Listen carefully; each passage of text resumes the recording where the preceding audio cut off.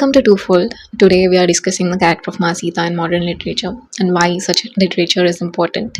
For centuries, Sita is portrayed as this perfect wife and she's praised for chastity, and women are often told to look at her as a role model. But it never sat right with me that this is all that she was reduced into. Like, think about her story. It starts with her lifting the Sivadanasu, and even towards the end, she refuses to go back to her husband, even when it ensures her a happy life. She was always strong, both emotionally and physically, but somehow those are not the qualities we are told to learn from Sita. This is the train of thoughts you're having. Then you have come to the right place. These are the books that will not only help you discover who Sita was, but also help you redefine who she is, and thus helping you redefine who you are. I think the first book I would recommend is The Liberation of Sita, written originally in Telugu, called Vimukta by Olga Garu. And I think of all the books I would recommend today, this is the most relevant one. Even why the author chose to write this book is very interesting. She says when Sita was sent to Valmiki ashram, she would have felt so wronged. And how must she have gotten the ability to forgive them? Would have come from a great deal of wisdom. And that wisdom and knowledge she must have gained from all the other women who were equally wronged in Ramayan, for which there were plenty. And I think that is the ground even today's modern feminism works on, right? Like, we learn from the experiences, shared experiences of other women, and we try to fight against the biases we face together, and we try to liberate from a society that forces us with change, just like Sita did, by learning from the experiences of other women, by understanding them, and by fighting together. And book starts with Surpanaka and how what the disfiguration has actually caused her, and how she learned to like herself again, how she learned to love beauty again. And why I feel this relevant even today is because we live in a time where it is profited upon if you hate yourself. There's always something pointing you out: your skin tone, your pigmented lips, your weight. And to love yourself at times like this is in itself such a big revolution. There is Ahalya's chapter, and I think the detail I noticed when I read it first is that when how Rama describes Ahalya and how Kaushalya describes Ahalya. Rama just tells Sita that she was once a great woman and then she gave into desires and all that rumors. While Kaushalya is very cautious with her words, she says Ahalya is a great woman and she was wronged by her husband and by everyone around her. That itself shows the thought process of author. And also the conversation Ahalya has with Sita.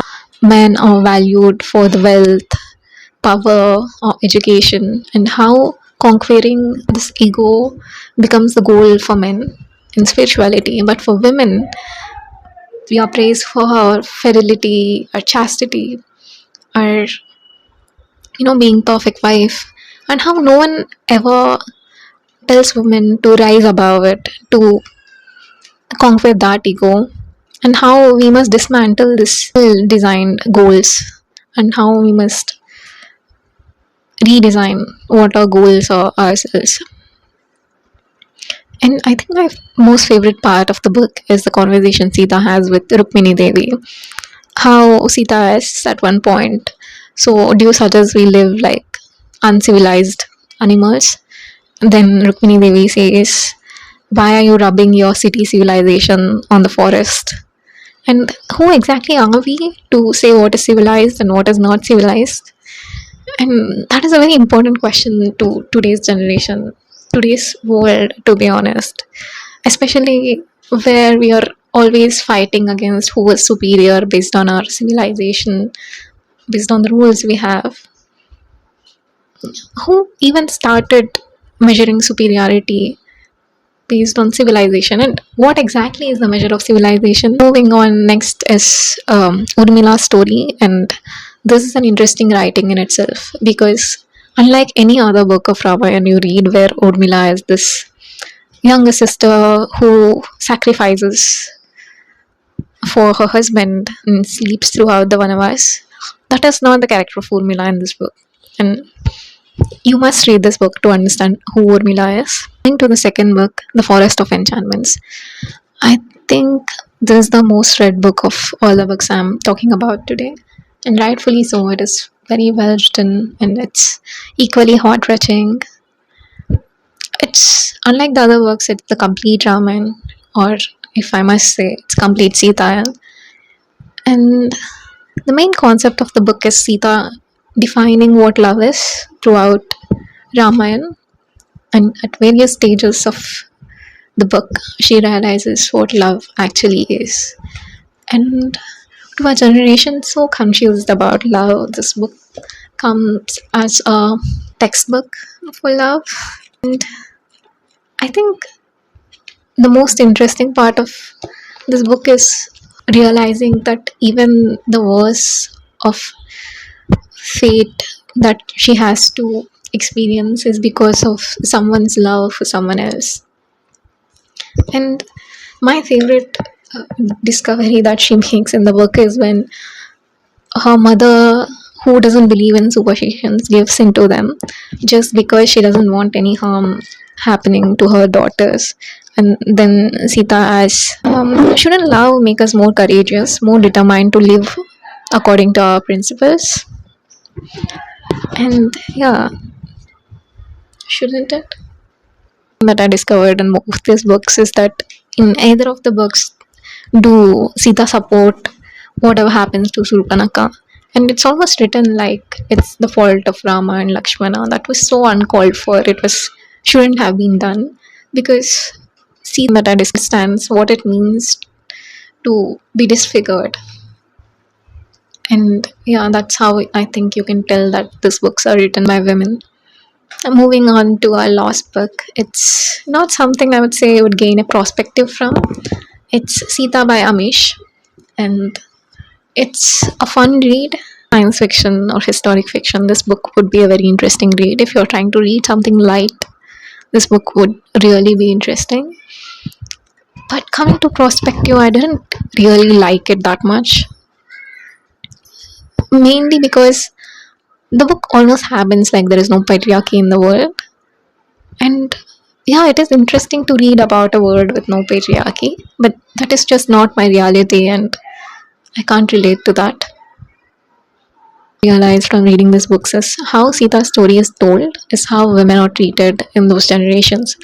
For example, when you think about the addition of Lakshman and Rekha into the stories, you can understand how the blame is suddenly shifted towards women for whatever wrong that is happening towards them.